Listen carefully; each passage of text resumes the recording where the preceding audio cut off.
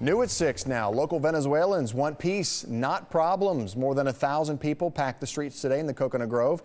That's where they held a march asking for the end to the violence in Venezuela. And Team 6 reporter Gilma Avalos live on the scene with that story. Gilma?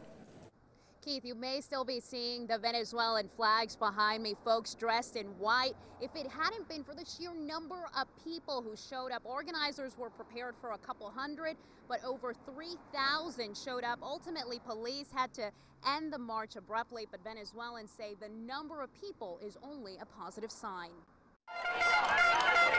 From the Coconut Grove Convention Center, thousands in white marched on, marching in solidarity with the Venezuelan people, demanding a recount of the votes and the result of last week's presidential election. We won the elections, but they make tricks, they cheating on us, and that's the problem that we have right now, and it's because we are here. But it wasn't just the yellow, blue, and red Venezuelan flag making an appearance. Sprinkled in among the crowd, the flags of other countries united in supporting local Venezuelans who wanted to see a change in leadership following President Hugo Chávez's death. Chávez's hand-picked successor, Nicolás Maduro, won a razor-thin victory in Sunday's special presidential election. But those supporting opposition candidate Enrique Capriles say they won't accept the results at face value. We are trying to show the world how the corruption and how it is affecting us. This activity doesn't start today. This activity started last week when we went to New Orleans to vote because our consulate is closed right here in Miami. The Peace March was organized by two young Venezuelan women through the help of YoSoyVenezolana.com.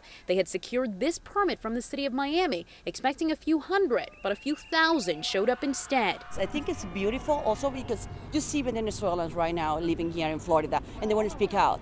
You know, we're not alone, we're all together, we are family. And we care about our country. Organizers say the march was disbanded by police once it reached Peacock Park because of the sheer number of people. The car honking and pedestrian traffic resulted in complaints from residents.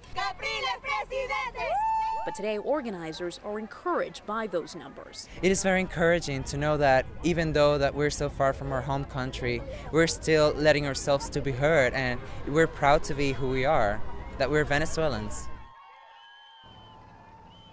Despite the fact that it was disbanded, the march remained peaceful throughout. Organizers credit the number of people who showed to the power of social media. They say they're already planning a future march. This time they'll anticipate even larger crowds. Live in Coconut Grove, Gilma Avalos, NBC 6 South Florida.